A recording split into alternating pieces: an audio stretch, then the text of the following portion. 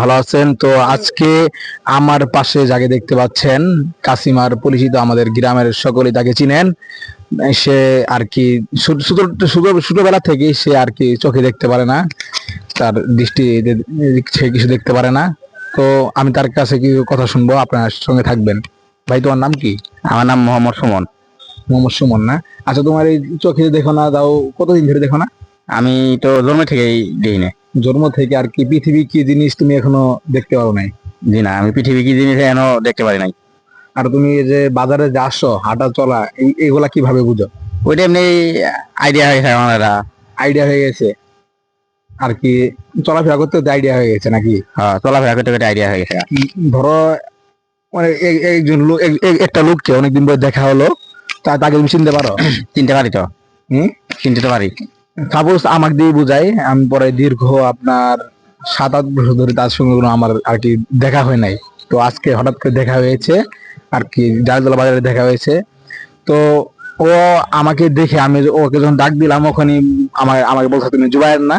তাই দেখেন ওর আর কি, ওর মেধা এত শক্তি আর কি, অনেক আগের কথা এখনো বলে দিতে পারে। তো তুমি টাকা চিনো তো নাকি? টাকার চিনো না? তো আমি তার হাতে টাকা দিব, দেখি সে বলতে পারে নাকি, বলতে পারে কিনা।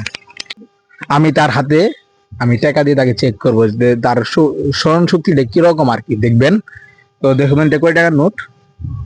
এটা 20 টাকা। 20 টাকা না? মাশাআল্লাহ, দেখতে পাচ্ছেন সে এটা বলে দিল। আচ্ছা দেখি এখন এটা নাও, এই যে এই নোটটা নাও, দেখি এটা কয় টাকার নোট? এটা 100। 100? মাশাআল্লাহ। আচ্ছা, আরেকটা দিই নাকি? আরেকটা নোট দিয়ে তোমাকে পরীক্ষা করতেছি। আচ্ছা বলো, এটা কয় টাকার নোট? এটা তো 200। 200 এটা। এটা কেমনে সম্ভব ভাই? দেখেন আপনার একটা আর কি, আপনার আর কি, তাকে আপনার জন্ম থেকেই সে অন্ধ। হ্যাঁ, আপনার সে কিছুই দেখতে পারে না, দুনিয়াটা কি জিনিস আসলে সে দেখতে পারে না।